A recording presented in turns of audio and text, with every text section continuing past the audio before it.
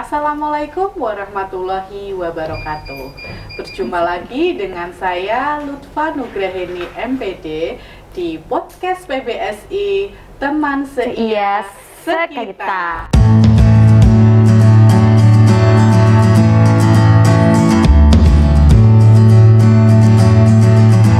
Baik teman-teman, senang sekali pada hari ini podcast PBSI kedatangan tamu yang sangat luar biasa. Siapa dia? Beliau adalah Ibu Rani Setiawati MPD, dosen yang masih muda, berprestasi dan kreatif. Ya, maksudnya kreatif apa nanti? Nanti bisa kita ulik-ulik di podcast PBSI ini ya. Bu Rani, halo, apa kabar? Baik Bu Lutfa, sehat Ibu? Sehat. Alhamdulillah. Bu Rani juga? Alhamdulillah saya sehat terus dan terus semangat ya teman-teman pastinya. Ceria ya Bu ya? Iya ceria sekali saya bisa diundang di podcast PBSI begitu. Ya, terima kasih sudah berkenan hadir di podcast PBSI. Iya. Selamat datang. Jadi Bu Rani ini merupakan salah satu dosen baru di program studi pendidikan sekolah dasar Fakultas Keguruan dan Ilmu Pendidikan Universitas Muria Kudus. Ya, jadi ada pepatah Bu Rani. Iya. Apabila tidak kenal maka tidak sayang. Oh iya. Jadi saya bermohon untuk panjenengan agar bisa memperkenalkan kepada teman-teman podcast PBSI di rumah. Oke, terima kasih Bu Lutfa. Baik teman-teman, sesuai dengan yang dikatakan Bu Lutfa, kalau tak kenal maka ayo kita ta'aruf gitu ya.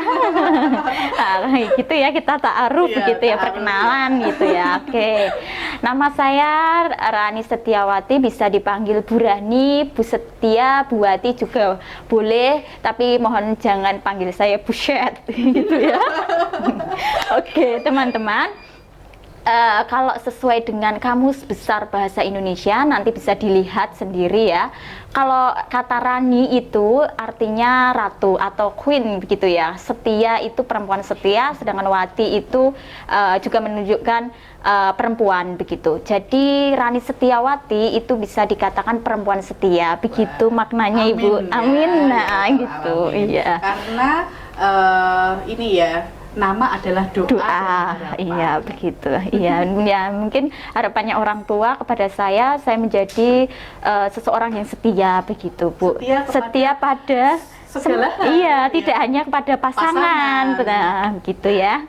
Oke teman-teman, itu tadi nama saya. Kemudian untuk apa lagi nih Bu setelah nama? Oh iya, tempat tanggal lahir saya dari Sukoharjo. Jadi tanggal lahir tempat lahir saya di Sukoharjo. Kemudian tanggal lahir saya ya bisa dicatat ya teman-teman, 2 Oktober 1996 Jangan begitu. lupa nanti kalau ulang tahun diucapin. Iya. Boleh-boleh lah begitu ya. Oke, jadi saat ini saya berusia 25 tahun. OTW jalan berarti nanti ketika Oktober saya 26 Ibu, udah 26 tahun. Masih muda kan? Masih muda. Iya, masih muda ya. Jadi ketika saya menjadi dosen diterima di sini yaitu dari bulan Januari kemarin saya 25 tahun begitu. Seperempat abad ya Bu ya. Nah itu terkait dengan usia saya. Jadi ketika saya S1 begitu saya lulus waktu itu usianya sekitar 21 tahun. 21 saya lulus, kemudian 23 saya lulus S2 begitu. Kemudian 3 tahun saya menjadi guru. Kemudian setelah itu baru menjadi dosen, begitu Ibu. Alumni? Oke, untuk alumni teman-teman saya dan Bu Lutfa itu sama, yaitu alumni dari Universitas Muhammadiyah Surakarta, begitu. Saya di tingkat jenengan ya Bu ya. Iya, berarti dunia ini iya seperti daun kelor ya, sempit sekali. Alhamdulillah kita bertemu di sini di UMK tercinta ini.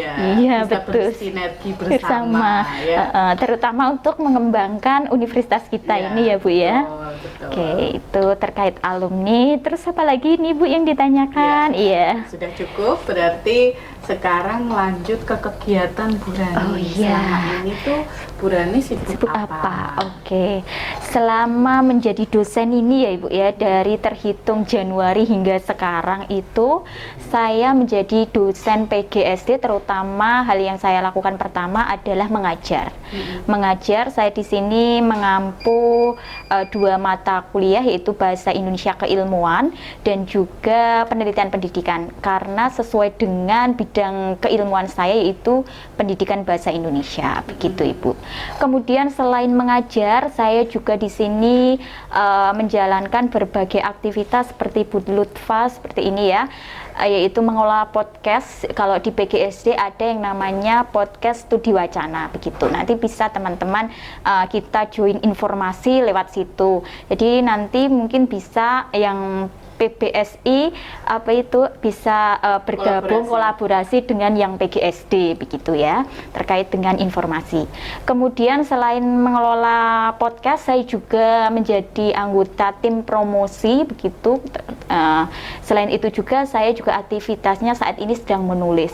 Jadi saya untuk menulis, begitu Ibu, saya sesuai dengan bidang keahlian saya, yaitu bidang pendidikan, bidang bahasa dan juga bidang kesastraan, begitu. Jadi ada tulisan-tulisan saya yang masih saya istilahnya draft, begitu, untuk saya terbitkan ke jurnal, begitu. Selain itu juga saya selama ini juga aktif dalam hal menulis baik buku, baik juga menulis jurnal. Jadi bisa teman-teman lihat di Google Scholar, di Garuda, portal Garuda itu ya, cari Rani Setiawati pasti ada ketemu. Kalau nggak seperti itu langsung aja browsing di Google, di Google biasa Rani Setiawati. Nah, di situ akan langsung ketemu nama tersebut, gitu. Jadi itulah yang tadi saya sampaikan, bahwa Bu Rani ini dosen yang sangat kreatif. Kreatifnya adalah itu tadi, selalu produktif dalam menulis, menulis baik jurnal maupun buku. Dan beliau juga tadi sudah menyampaikan bahwa beliau disibukkan selain mengajar, ada penanggung jawab podcast dan tim promosi ya. Tentu saja padat ya. Jadi disibukkan dengan kegiatan-kegiatan tersebut. Ya, kalau Bu Rani di sini tinggalnya di mana? Kalau saya di sini tinggalnya di Kaflingan Segeran, Ibu, di Dersalam. Iya, jadi teman-teman PBSI kalau mau sharing bersama, berbagi cerita, mau berdiskusi, begitu, kalau mau ke tempat tinggal saya saat ini juga boleh di sana, di Kaflingan Segeran. Kalau mau curhat boleh nggak kira-kira? Curhat apa dulu? Curhat apa dulu ya?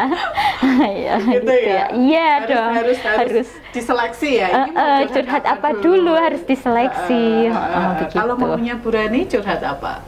Curhatnya terkait dengan keilmuan juga bisa, pengalaman juga bisa. Berarti memang harus dituntut untuk produktif. Iya, betul sekali. Kita harus produktif, kita harus istilahnya menciptakan sesuatu, begitu Bu. Karena kita tahu filosofi sepotong pena ya, teman-teman ya. Pena itu akan berguna, akan meninggalkan kesan kalau kita menggunakannya dengan baik, yaitu menulis coretan-coretan yang berharga. Jadi ketika pena itu sudah tidak ada isinya lagi, gitu kan, setidaknya ada tulisan yang kita baca, ada kenangannya, begitu ya Ibu ya. Luar biasa ya.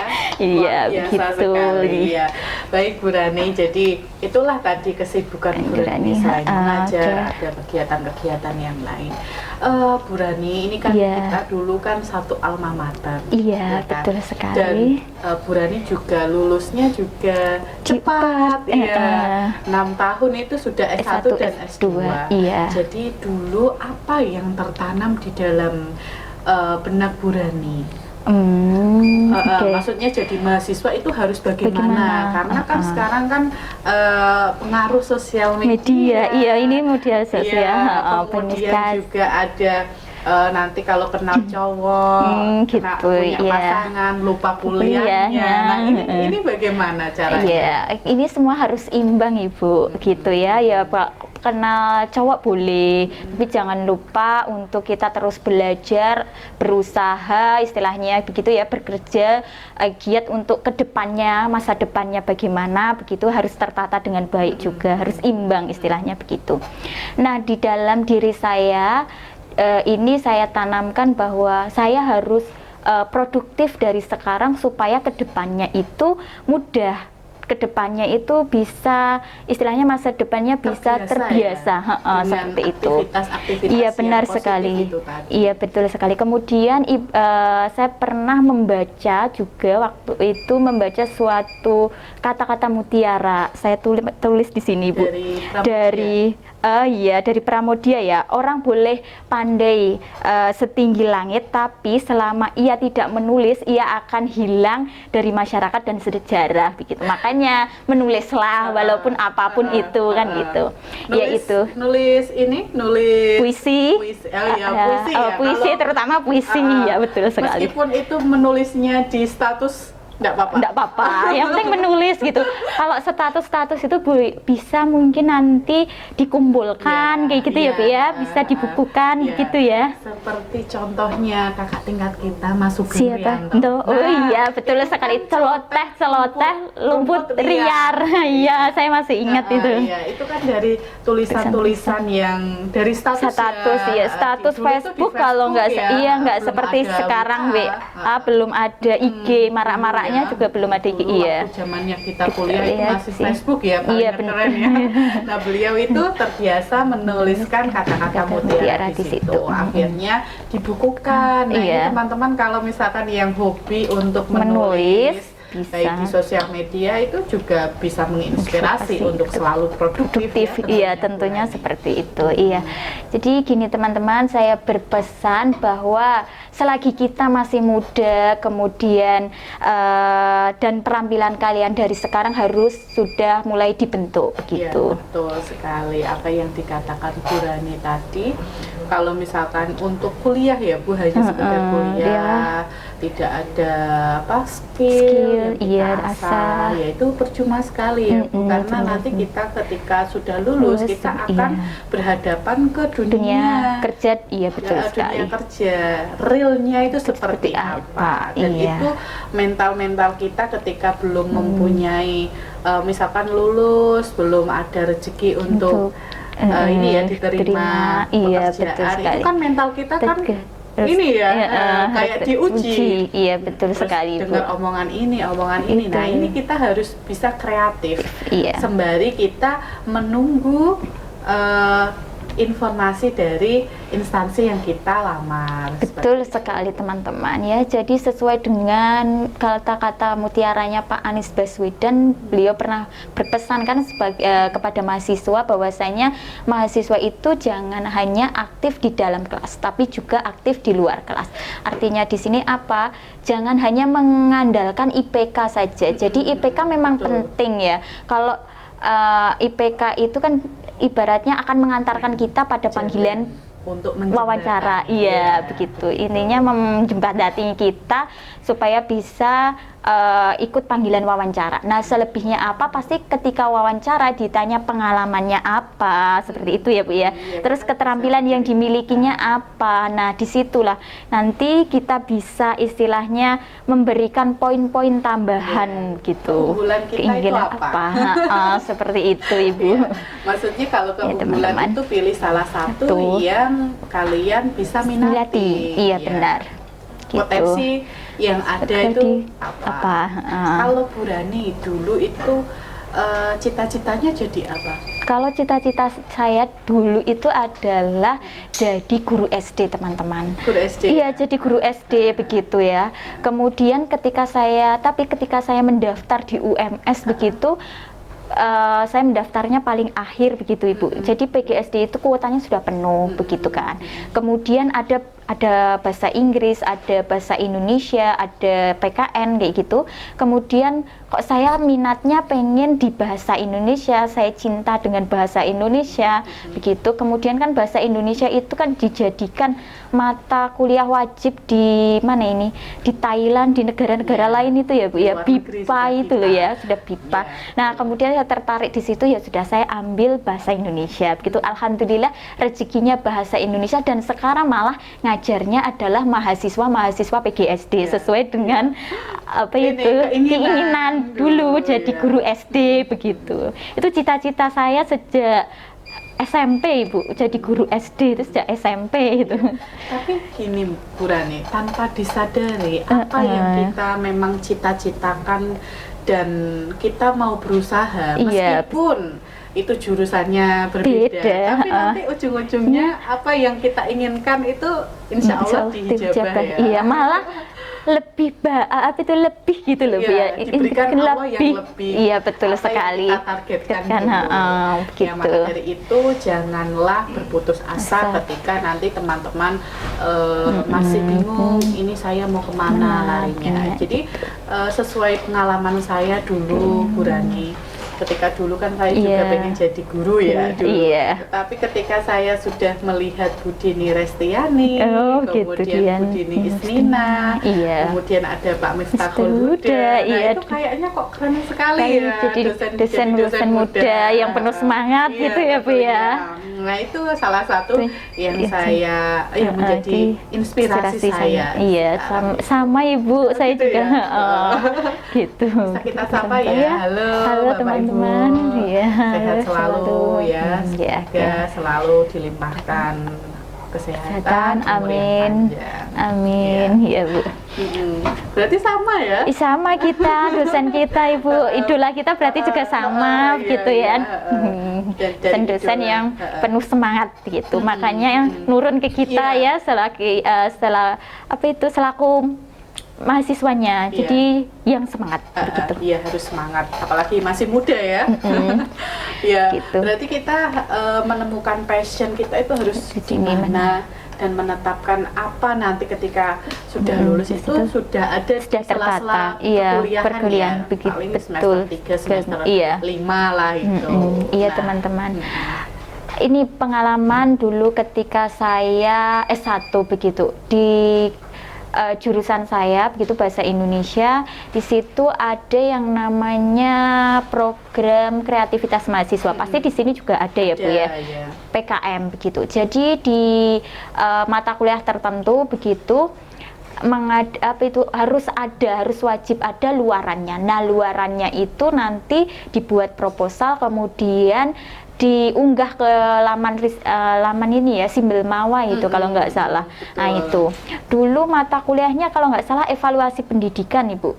Saya masih ingat evaluasi pendidikan, dosen pengajarnya adalah Ibu Laili Etika. Pernah Ibu diampu oleh beliau? Iya betul sekali, berarti pernah ya sama kita. Nah waktu itu saya mengambil judul distraktor, keberfungsian distraktor dalam soal UAS semester genap. Nah ketika luaran mata kuliah tersebut kemudian saya jadikan proposal dan saya unggah ke laman Ristek Dikti. Alhamdulillah didanai dan hingga mengantarkan saya kepada PIMNAS, Pekan Ilmiah Nasional tingkat 30 di Makassar gitu. Jadi itu jadi waktu itu saya 4 kali didanai Dikti teman-teman.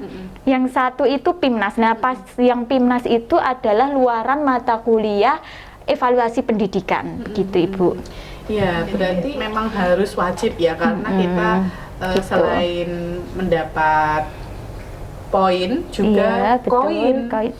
Betul sekali Ibu.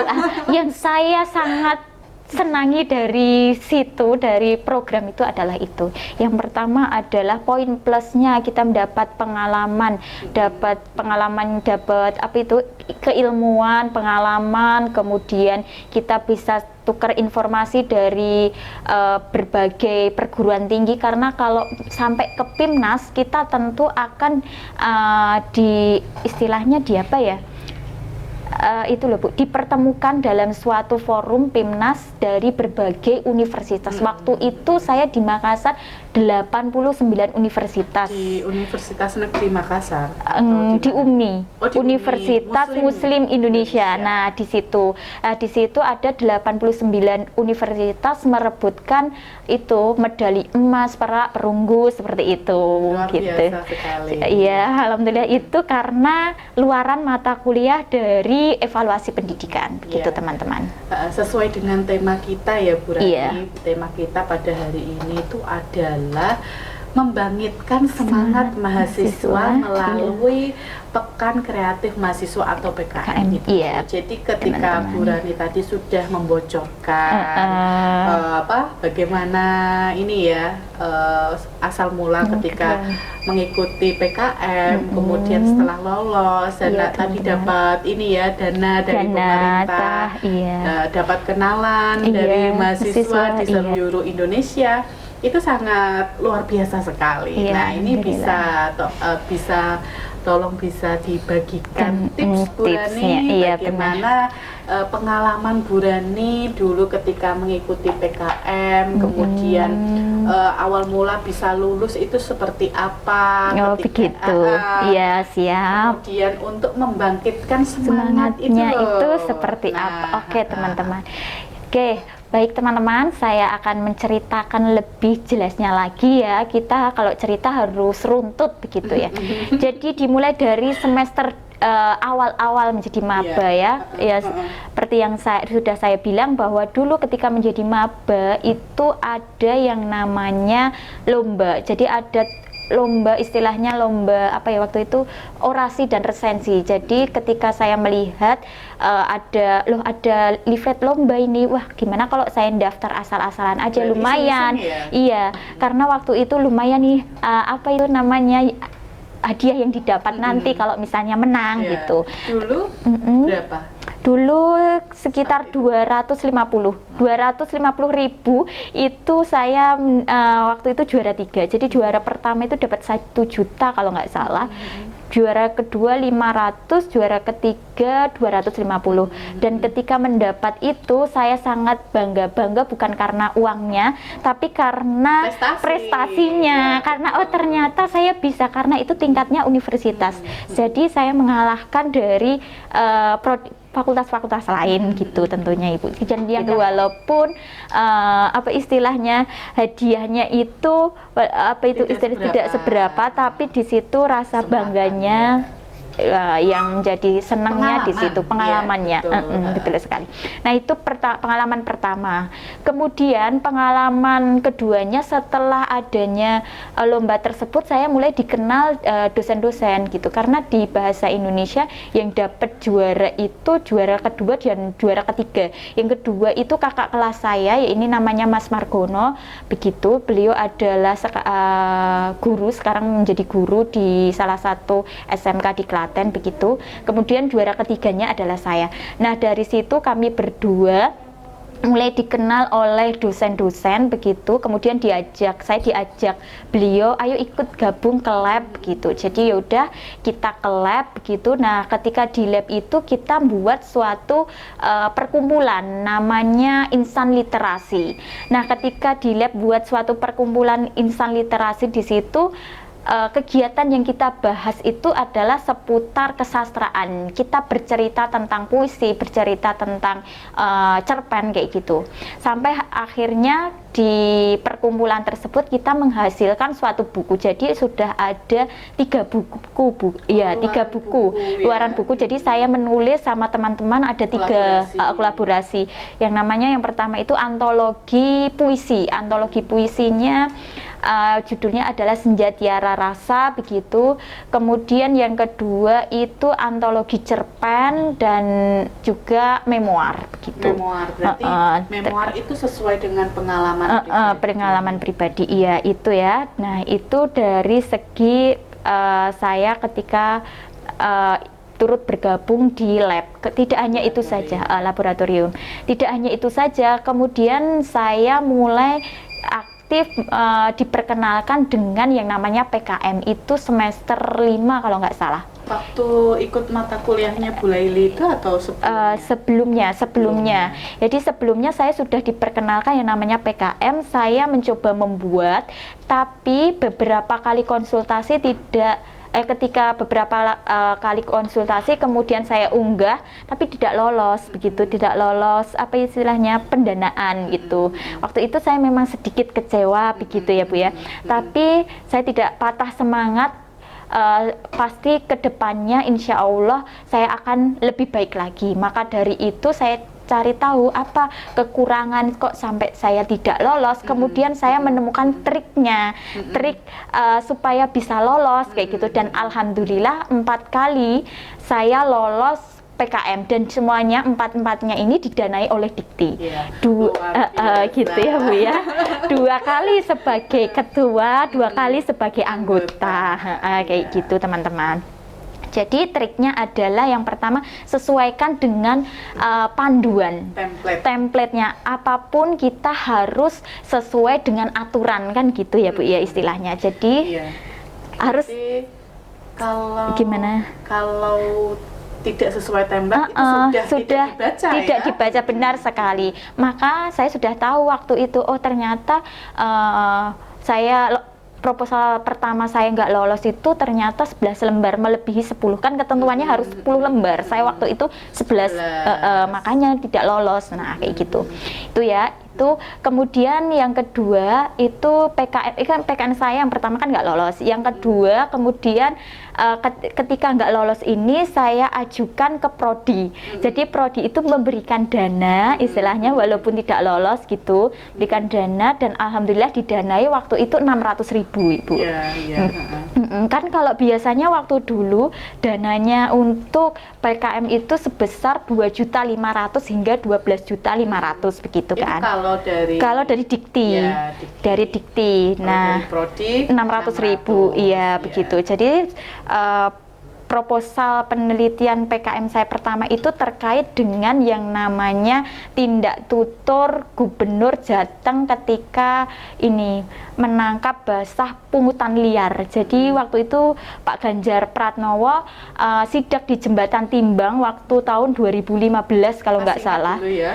Di situ ya, ada apa itu? Ada apa? Tidak Pak, tidak gitu. Saya masih ingat itu percakapannya. Buat siapa itu? Tidak Pak, harusnya kan buat siapa itu, nyebutnya nama orang ya. Nah di situ ada implikaturnya begitu. Nah saya meneliti tentang implikatur gitu percakapan tersebut gitu dan pungutan liar begitu. Nah itu kemudian didanai Prodi. Nah setelah itu saya tahun berikutnya PKM berikutnya saya menyusun yaitu tentang, tapi saya sebagai anggota Ibu, tentang mitos tes keperawanan di Candi Sukuh. Candi Sukuh ada, jadi Candi Sukuh itu adalah salah satu candi yang ada di Ngargoyoso, Kabupaten Karanganyar tentunya. Nah ketika itu saya dan teman saya itu beristilahnya apa ya? Healing ya loh anak sekarang ya.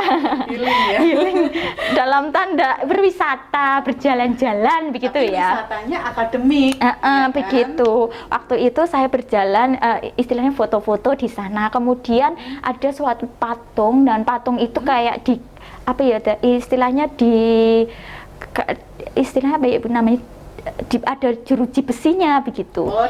Ada ini pembatasnya. Ada pembatasnya. Nah, ketika itu saya tanya, itu kenapa begitu? Ternyata ada mitosnya, teman-teman. Jadi mitosnya di situ adalah apabila perempuan kalau misalnya melompati patung itu celananya robek, maka dia tidak perawan. Tapi kalau melompati tidak robek, berarti itu masih ting-ting gitu. Dan patung itu namanya adalah patung Linggazoni. Jadi di situ Linggazoni Bu, Linggazoni itu wujudnya punya perempuan dan punya laki-laki menyatu. Gitu. Tidak usah dibayangkan kemana-mana, kita tahu sendiri punya perempuan dan punya laki-laki menyatu. Apabila perempuan melompat di situ celananya robek, dia tidak perempuan melompat celananya robek maka dia sudah tidak perawan. Tapi kalau misalnya tidak robek, dia masih perawan gitu. Nah, saya di situ sepulang dari situ membuat proposal, tapi saya sebagai anggota karena saya masih bukan maba lagi. Iya, masih kecil lah. Iya, semester 3 kalau nggak salah 3 atau 4 waktu itu ya. Terus ketuanya adalah kakak kelas yang sedang skripsi. Itu satu jurusan. Satu jurusan begitu ya. Kemudian kita ajukan membuat proposal, terus diunggah di Simbal Mawa, alhamdulillah didanai. Waktu itu sebesar Judulnya apa? 7 juta. Kalau boleh tahu, iya judulnya adalah Mitos Tes Keperawanan di Candi Sukuh. Judulnya itu, jadi kajiannya adalah kajian historikal. Jadi mencari tahu asal usul gitulah, asal usul mitos begitu. Tumonef kita gagal BIMNAS karena luarannya hanya satu artikel.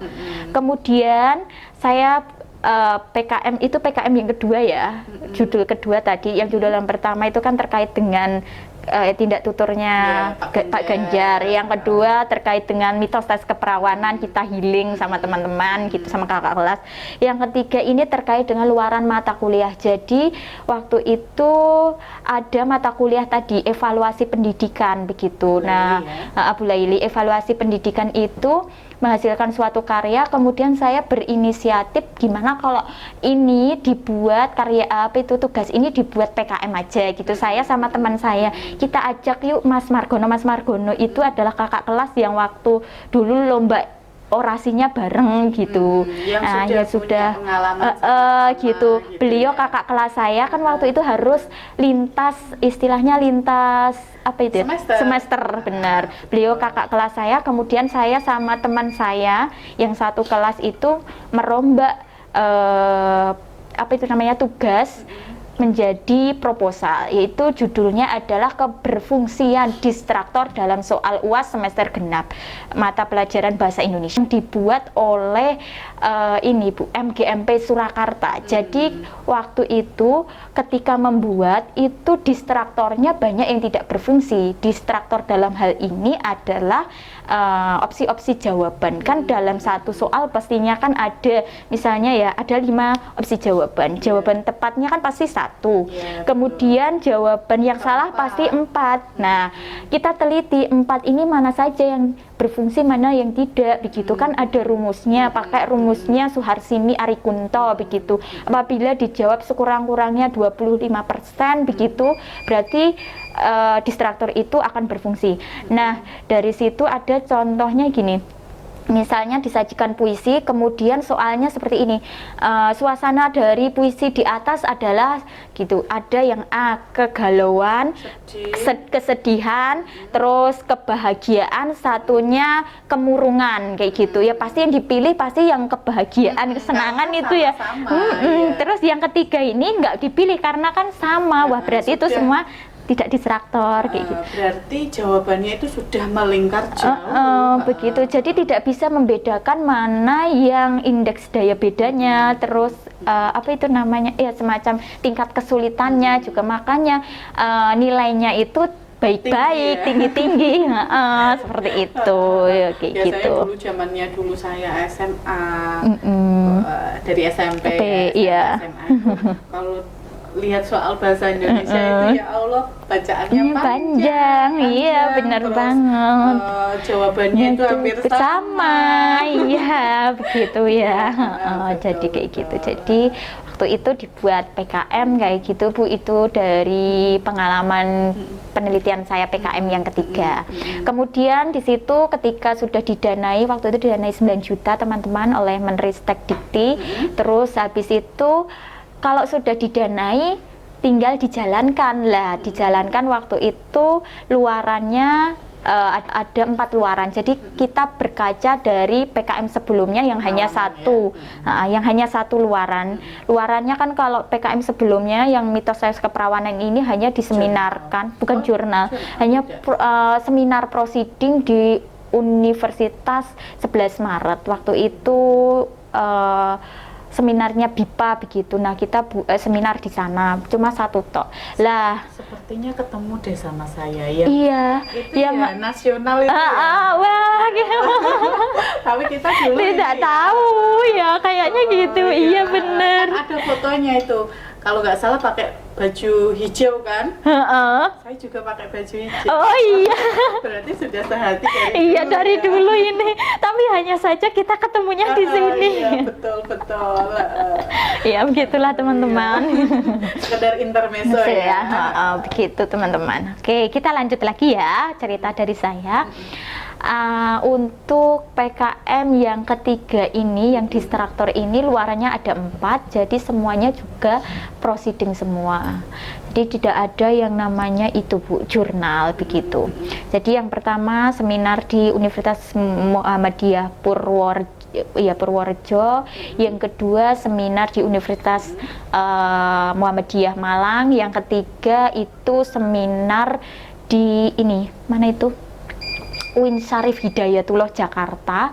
Kemudian yang keempat juga seminar yang menyelenggarakan adalah IKAPROPSI, Ikatan Program Studi Bahasa Indonesia itu. Empatnya adalah proceeding semua, sehingga ketika di Monef kami lolos untuk menjadi peserta PIMNAS 30 di Makassar tahun 2017 ya. Harusnya satu saja itu, tapi kita berkaca supaya bisa PIMNAS maka buat 4 itu. Janjinya apa? Harus banyak janji ya. Janjinya terpenuhi ya. Jadi ketika dulu pas menyusun skripsi PKM, mohon maaf ya. PKM itu hanya satu janjinya, yaitu berupa proceeding ini begitu. Tapi waktu itu kami pecah, jadi kami menggali lagi apa yang didapat dari istilahnya soal tersebut. Jadi kan waktu itu rumusan masalahnya itu tidak hanya berfungsi tidaknya, tapi bagaimana tingkat kesulitannya, bagaimana indeks daya bedanya, bagaimana analisis butirnya masuk ke bagian sastra atau masuk ke bagian bahasa. Nah seperti itu, jadi dipecah jadi 4 artikel, 4 rumusan, masing-masing rumusan 1 artikel, makanya menjadi 4 begitu teman-teman.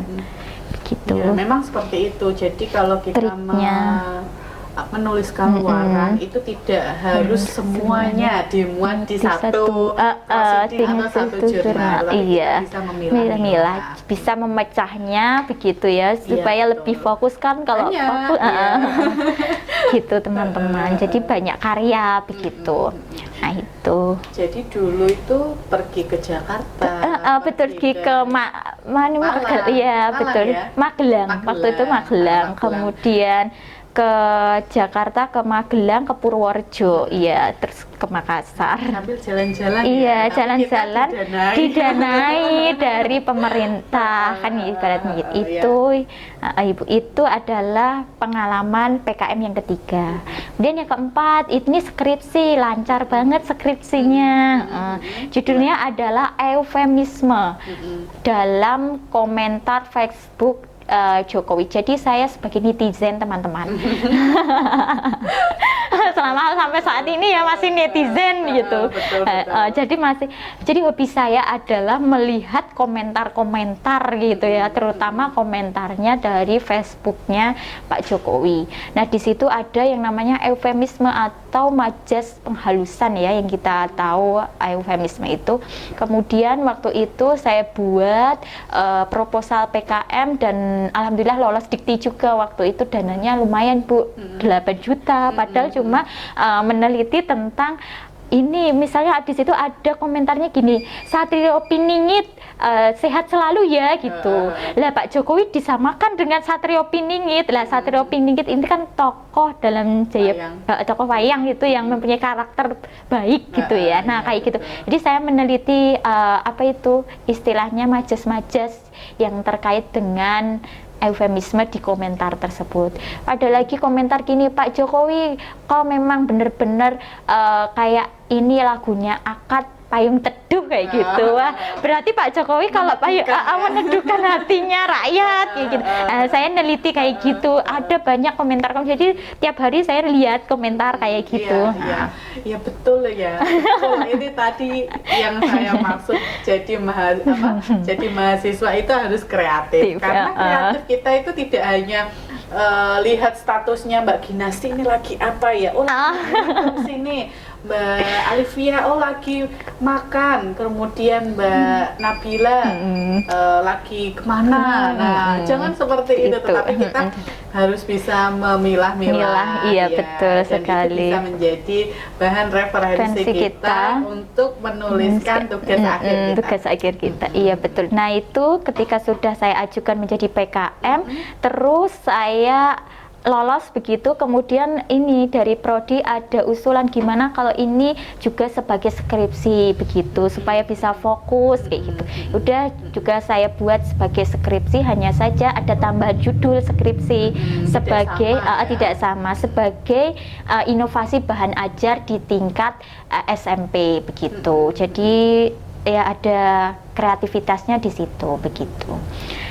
Itu pengalamannya ketika mengikuti PKM. Iya, betul sekali. Jadi ini PKM yang keberapa ini ya Bu ya? Keempat. Oke, PKM yang kelima ya. Yang kelima ini didanai Dikti, tapi saya sebagai anggota. Anggota pertama, ketuanya adalah teman saya, teman seperjuangan saya ketika PIMNAS. Jadi ketika PIMNAS kalau sudah terrekrut ini pernah jadi anggota, pernah lolos, ya buat pasti kamu langganan. Iya, Dikti pasti seperti itu, sudah apa ya istilahnya, begitu. Iya, benar sekali. Kan saya waktu itu yang tes mitra saya keperawan itu kan saya jadi anggota, saya ajukan, saya jadi ketua, saya lolos. Kemudian habis itu teman saya yang jadi anggota saya itu dia membuat proposal, tapi dia sebagai ketua, saya sebagai anggota, ya lolos begitu, istilahnya gitu. Jadi kalau sudah lolos ya buat lagi begitu ya teman-teman ya. Dan uniknya lagi, teman saya itu judulnya mudah sekali, ringan ya, nggak berat, ringan sekali. Ini kalau nggak salah judul, ya saya masih ingat bang saya anggotanya. Gini Bu, penyimpangan prinsip kesopanan dalam grup WhatsApp mahasiswa, itu toh judulnya kayak gitu. Jadi latar belakangnya dia itu melihat bahwa mahasiswa yang ada di forum WA ketika chat WA begitu ya, itu dia melakukan pelanggaran ketidaksopanan. Katakanlah di situ ada dosen, dia menyebutnya posisi kayak gitu, menanyakan di mana itu posisi kayak gitu kan sudah. Itu menanyakan dosennya di mana? Iya, menanyakan kata seperti itu kan melanggar begitu ya. Itu pelanggaran berat kan gitu. Jadi meneliti seperti itu. Ada lagi grup sama-sama semuanya mahasiswa begitu ya, semuanya mahasiswa, tapi di situ ada yang kedekatannya kurang. Jadi dari lintas fakultas membuat grup begitu, tapi di situ ada mahasiswa yang nyeleneh bilang ke kakak tingkatnya, tapi kedekatannya kurang itu dengan sebutan buaya kayak gitu-gitu. Nah, itu kan kalau dilihat dari kedekatannya sudah tidak istilahnya tidak dekat, tapi berani mengatakan seperti itu, otomatis pelanggaran kesopanan kan gitu, menyamakan seseorang dengan buaya kayak gitu kan. Nah, itu jadi nelitinya seperti itu teman-teman, pelanggaran prinsip kesopanan dalam grup WA, didanai sekitar hampir 8 juta juga, lumayan gitu ya. Nah, dari situ kan ketika saya sebagai ketua yang eufemisme Pak Jokowi dan teman saya yang satunya itu grup WA begitu, kita kan didanai bareng, ya udah berangkatnya seminarnya juga bareng gitu. Seminar pertama kita selenggarakan di ITB, itu Institut Teknologi Bandung, jadi bukan Bu, itu IPB Ibu. ITB. Jadi di sana kita seminar internasional, levelnya sudah bukan lagi nasional tapi internasional begitu. Di sana menyelenggarakan, kita sebagai oral presenter, kita berdua, saya punya judul sendiri, dia punya judul sendiri, tapi ketika dia apa itu istilahnya seminar, nama saya ada di paper dia gitu sebagai penulis kedua begitu. Makanya di Google Scholar kok hampir sama kayak ya, karena itu seputar itu tukar-tukaran. Iya benar. Ketika saya jadi penulis pertama, dia penulis kedua. Ketika dia penulis kedua, saya penulis dia pertama, saya kedua gitu teman-teman. Nah, itu setelah di ITB, kita tidak hanya ke ITB tok, kita ke timur, jalan-jalan ke timur ke Universitas Negeri Malang. Di Malang juga menyelenggarakan sebagai oral presenter juga di sana, begitu. Di Universitas Negeri Malang waktu itu yang menyelenggarakan Fakultas Sastra, begitu teman-teman. Nah, kemudian juga di samping itu kita mulai submit ke jurnal karena bercermin dari sebelumnya ya. Sebelumnya kan nggak PIMNAS tapi nggak menang karena nggak punya jurnal. Lah yaudah kita submit ke jurnal begitu, dan alhamdulillah salah satu jurnal kita ada yang lolos, tapi tidak PIMNAS waktu itu. Ketika itu karena katanya ada ini semacam pemerataan, istilah pemerataan untuk PIMNAS.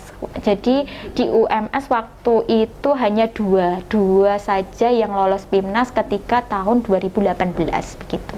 Katanya ini unsur pemerataan biasanya itu banyak begitu, tapi waktu itu hanya 2 begitu. Karena yang mengikuti PIMNAS waktu itu perguruan tingginya 140-an lebih. Sebelumnya kan pas saya PIMNAS itu hanya 89, otomatis kuotanya di-cut gitu loh, Bu. Saya dan teman saya itu kan sudah sidang ya, sudah monaf, sudah sidang, skripsi, terus gimana dapat rekomendasi beasiswa fresh graduate begitu, UMS, dua-duanya lolos begitu, dan dua-duanya sebelum masuk ke istilahnya ke S2 kita sudah bikin itu rancangan proposal disertasi, tesis. Iya, betul sekali. Saya dan dia mengangkat judulnya sama, yaitu terkait dengan penulisan autobiografi narapidana. Kalau dia lebih ke diksinya, neliti diksinya, saya neliti analisis wacananya. Jadi koherensinya begitu, teman-teman. Nah, di situ kita buat proposal bareng, kita submit ke ke laman Ristek Dikti, dan alhamdulillah didanai sekitar 24 juta waktu ya, itu. Lumayan ya kan? Lumayan, tapi lo sangat besar sekali ya, itu iya, dapat koin. Iya, betul gitu. sekali, dan alhamdulillah gitu ya sudah. Alhamdulillah ketika semester pertama kita pun juga mulai membuat literatur, kemudian mulai mencari data ke rutan begitu. Jadi di rutan itu saya kenalnya narapidana gitu kan dari situ, karena penelitian beliau kan informan saya gitu. Jadi punya pengalamannya di situ begitu, teman-teman. Itu terkait dengan penelitian, terkait dengan karya tulis saya begitu. Begitu Bu Lutfa? Ya, pengalamannya itu sudah banyak sekali ya Bu Rani, dan itu sangat luar biasa. Ya. Dan di sini Bu Rani, saya mau tanya, apakah ketika membuat judul itu ada tips dan trik agar lolos. Oke teman-teman, akan saya kasih tahu tips dan trik supaya PKM-nya itu lolos. Yang pertama, dari segi judul itu memang tidak ada aturan panjangnya pendeknya, tapi buatlah judul itu istilahnya menonjolkan sesuatu. Kalau dalam bahasa saya itu judul harus seksi begitu Bu. Dalam artian di sini ada sesuatu yang tidak diketahui oleh orang lain atau reviewer gitu lah ya yang nilai gitu ya. Contohnya tadi kajian semiologi mitos tes keperawanan. Semiologi kalau yang meneliti mereka tidak tahu ada menonjolkan sesuatu. Semiologi itu kan ilmu tentang tanda, itu semiotik kan begitu ya Bu ya. Kemudian yang kedua contohnya lagi tentang eufemisme. Lah eufemisme itu kan kalau ditulis kan gaya bahasa penghalusan kayak gitu ya. Tapi di situ saya dipercantik menjadi eufemisme. Distraktor kan dalam bahasa aslinya kan ya soal pengecoh kayak gitu ya Bu ya. Dipercantik jadi distraktor. Teman saya itu yang dari luar jurusan pendidikan tuh bilang, "Lah ini kan traktor masa ada di soal toran, gimana kamu ini ya?" Dia nggak tahu.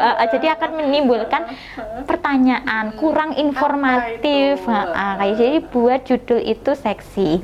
Kalau tidak seperti itu, contohnya juga bisa membuat akronim tertentu begitu. Teman saya, teman teknik itu buat PKM contohnya gini Bu. smart security. Jadi smart security itu dia jadi membuat waktu itu membuat apa itu ya?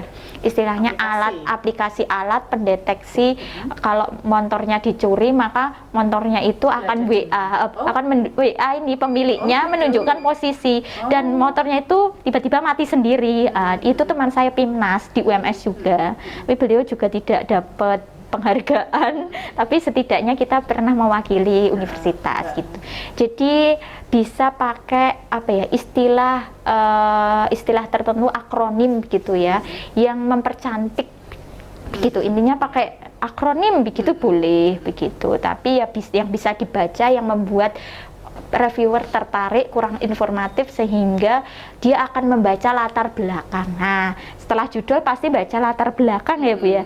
Jadi di latar belakang ini juga ada tipsnya, yaitu sertakan data atau penelitian sebelumnya yang menunjukkan itu ada nuansa kuantitatifnya, ada persentasenya begitu.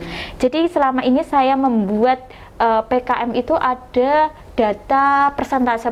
Contohnya begini, berdasarkan Asosiasi Jasa Pelayanan Internet di Indonesia menunjukkan adalah Facebook pengguna terbesar sosial media yang sangat disukai masyarakat, diminati masyarakat, ya ini sebesar 78%. Selanjutnya diikuti WhatsApp berapa persen, selanjutnya Instagram berapa persen. Nah, dari data persentase itulah yang mungkin saya juga lolos kayak gitu.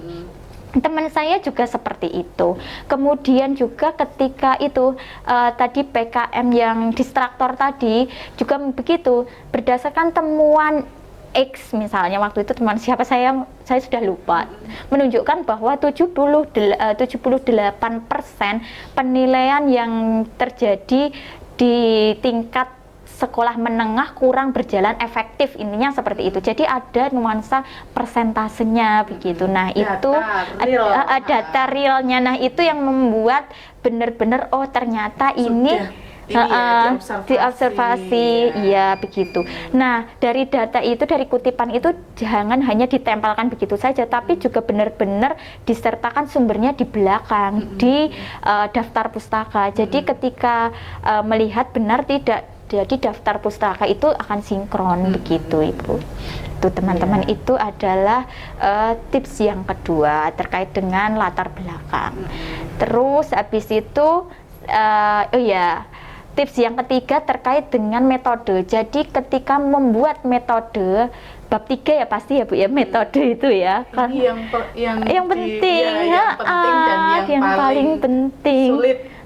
Benar sekali. Biasanya yang digalauin mahasiswa itu bab 3-nya apa? Gitu. Jadi metode itu harus sesuai dengan apa yang akan Anda teliti begitu. Kemudian di bagian metode itu istilahnya jangan menggurui reviewer. Reviewer waktu dulu pas monitoring PKM pertama, PKM yang mitos tes keperawanan itu bilang ke kita bahwa kalau seperti ini kamu menggurui kami ya kayak gitu. Ini tuh sininya kutipan semua kayak gitu. Jadi jangan banyak kutipan. Waktu itu kan gini Bu, menurut Mulung penelitian kuantitatif adalah senada dengan menurut Sugiono, senada dengan menurut Sudaryanto. Lah itu kayak gitu. Enggak menyebutkan ini kenapa kok dinamakan kuantitatif. Oh ternyata mitos tes keperawanan ini sumbernya diperoleh dari berupa kata-kata ya kayak gitu ya, hasil wawancara dari informan misalnya kayak gitu. Harusnya menyebut seperti itu, tidak hanya teori-teori begitu teman-teman. Jadi istilahnya jangan hanya berupa kumpulan teori tapi langsung to the point, istilahnya seperti itu. Terus habis itu indikatornya Bu, jadi harus mengukur indikatornya itu apa biar tercapai begitu. Oh indikatornya misalnya ya terkait kalau misalnya yang mau diteliti keberfungsian distraktor, berarti distraktornya itu bagaimana, kemudian tingkat kesulitannya bagaimana. Jadi ada indikator ketercapaiannya begitu. Intinya seperti itu kan, ada rumusnya, sudah ada istilahnya apa itu, kalau taksonominya belum itu apa namanya, kata kerja operasionalnya begitu. Jadi mudah ada untuk mengamati, iya diukur, mengobservasi, betul ya. sekali. Jadi mudah diukur kayak gitu. Intinya seperti itu. Tuh, kemudian yang bab 4 ya, tips hasil dan pembahasan. itu kalau di skripsi ya Bu ya. Tapi kalau untuk yang PKM ini bab 4 kan biasanya adalah ini ya, anggaran dananya dan jadwal rincian. Jadi jadwal kegiatan itu harus sesuai dengan pedoman dan harus jelas 3 sampai 5 bulan. Kemudian dilakukan oleh mahasiswanya berapa harus sesuai, 3 sampai 5 mahasiswa gitu harus sesuai gitu. Terus anggaran dananya juga harus sesuai. Sekarang kan anggaran dananya 5 juta sampai 10 juta. Itu juga jangan kurang, jangan lebih. Kalau bisa dipaske, dimentoke, dibulatkan 10 juta gitu ya. Gitu. Jadi intinya itu. Kemudian di situ ada rambu-rambunya, tidak boleh dipakai untuk menyewa alat seperti kamera, menyewa komputer, printer, ya udah ditaati, jangan digunakan untuk nyewa barang-barang seperti itu kayak gitu. Ya itu tadi harus sesuai dengan buku panduan. Iya, apa-apa kan kita harus sesuai, ada aturannya begitu, tidak bebas. Kita baca dulu, tidak satu kali saja, teman-teman. Iya betul sekali, ya, begitu teman. Itu ya, besok ketika teman-teman ada yang namanya apa itu namanya PKM gitu, pembukaan PKM, pasti kan Univ ini kan pasti setiap tahunnya ada langganan kan. Nah teman-teman buat kayak gitu ya.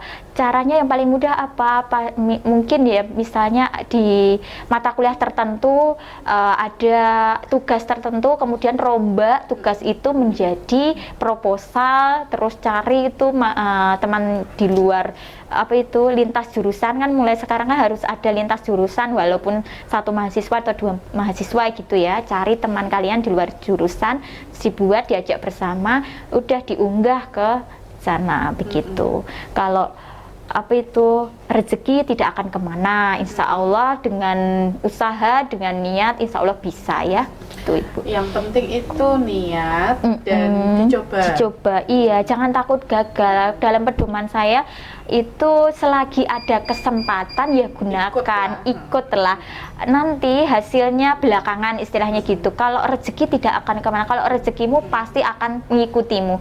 Ingat teman-teman, jeneng itu jenang akan ngikutin jenang. Ya, Ibu ya. Jadi filosofinya orang Jawa, kalau kita sudah punya nama, tentu rezeki lain ngikuti. Iya, begitu teman. Begitu. Ini saya rasakan ketika saya daftar di sini, Ibu. Yang membedakan saya dengan univ lain itu seperti itu. Jadi pengalaman saya dari PKM selama S1 yang nggak hanya PKM tapi juga saya buat buku antologi bareng teman-teman di apa itu lab laboratorium, kemudian orasi, lomba orasi dan lainnya, itu menjadi daya saing, istilahnya poin plus ketika mendaftar di sini, karena saya tahu bahwa yang daftar di PGSD itu sebanyak 60-an lebih. Lah 60-an lebih itu kan disaring, yang diambil cuma 1. Itu saya. Dan waktu itu saya memang agak gimana gitu, karena loh ini kok lulusannya negeri semua, saya swasta begitu. Terus saya nggak apa-apa, saya kan punya karya yang lain, jadi saya optimis. Ternyata bener saya nggak terima begitu teman-teman. Yang memang yang membedakan ketika kita mendaftar di instansi itu adalah karyanya, CV kita. Maka dari itu Bu Rani, saya selalu menekankan kepada mahasiswa agar selalu mempunyai karya. Iya betul sekali. Karena ketika kita nanti sudah terjun ke lapangan pekerjaan, akan ditanyakan pengalaman apa selama kuliah, benar karya sekali. apa yang sudah kita hasilkan selama ini. Iya betul sekali.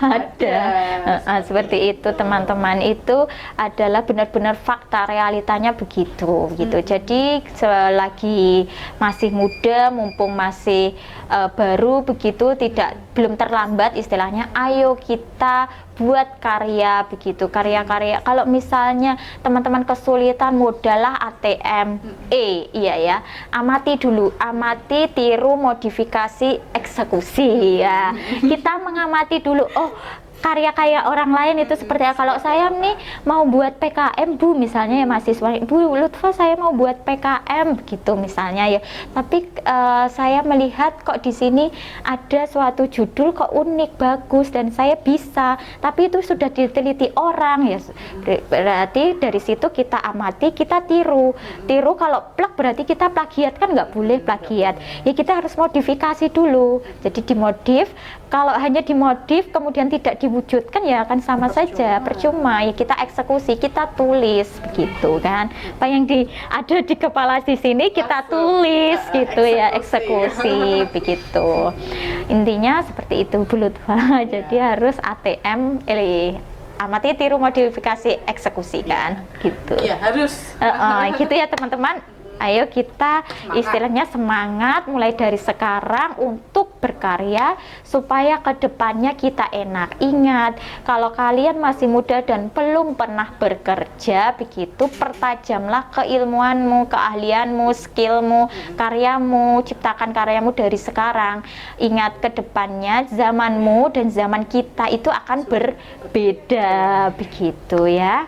Tantangan kalian juga sulit gitu kan. Kalau tidak ada nilai plus yang kalian banggakan, apa gitu ya? Iya, ya ini pelajaran yang sangat luar biasa dan gitu. Menarik ya untuk kita aplikasikan ke dalam hidup kita, karena tanpa kita membaca, menulis, mengamati, melihat, kita tidak bisa apa yang kita bisa tuju. Betul sekali. Kita terutama harus peka dulu Bu, peka terhadap lingkungan sekitar begitu. Peka, kemudian kalau kita sudah peka, hal-hal sekecil apapun itu pasti bisa jadi ide gitu ya. Contohnya ya tadi teman saya peka, loh ini kan grupnya ini grup ada dosen ini, ada mahasiswa, kenapa kok seperti ini, dia buat itu proposal teliti tentang ada ya Bu di bahasa Indonesia maksim kesopanan kayak gitu ya. Itu kan sangat sederhana sekali ya. Begitu. Mungkin barangkali teman-teman mau meneliti di gimana kalau di forum Google Meet, kalau forum Zoom gitu ya.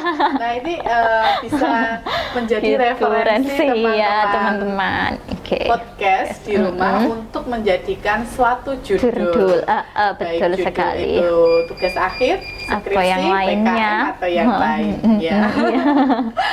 Iya betul sekali. Terima kasih Bu Rani atas penjelasan, tips dan trik terkait bagaimana lolos PKM. Iya benar. Ya sama-sama teman-teman ya. Sekarang dieksekusikan ya. Harus gitu. Ya. Iya. Karena kita sudah membagikan tips dan triknya. Tinggal teman-teman yang mengeksekusi begitu. Mau tidak berubah begitu ya Bu Lutfa ya. Iya betul. Bu Rani, terima kasih sudah membagikan kepada temanteman sekitar di rumah. Iya, sama-sama. Dan berkenan hadir di podcast PPSI. Mohon maaf apabila ada tutur kata saya yang kurang berkenan. Iya, kan. Iya, sama-sama ya Ibu ya. Saya juga minta maaf dan juga teman-teman apabila kata-kata saya ada yang menyinggung begitu atau kurang mengenakan begitu, saya mohon dimaafkan. Kata-katanya sangat menginspirasi semua ini ya. Nanti bisa untuk judul podcast. Iya. Kok judul podcast, judul skripsi atau PKM. Mohon maaf tadi ada kekeliruan sedikit. Sip. Itu sangat menginspirasi dan kurang lebihnya mohon dimaafkan ya Bu. Iya, terima kasih. Terima kasih sudah mampir di podcast. Iya. Dan tetap jaga silaturahmi. Iya benar, jaga silaturahmi ya Bu ya. Oh ya teman-teman dan juga Bu Lutfa begitu, kita tahu bahwa kita duduk di sini sama rata, berdiri sama tinggi, tujuan kita adalah sama ya, berbagi ilmu, informasi dan juga cerita. Maka dari itu tetap kunjungi podcast PPSI dan juga PGSD Studi Wacana begitu ya, demi kemajuan bersama yaitu UMK tercinta begitu ya Bu ya. Jadi sekian dulu teman-teman perjumpaan kita di podcast pada hari ini. Sampai jumpa di lain kesempatan ya. Wabillahi taufiq wal hidayah. Wassalamualaikum warahmatullahi wabarakatuh. Waalaikumsalam warahmatullahi wabarakatuh. Podcast PPSI Teman seia sekitar.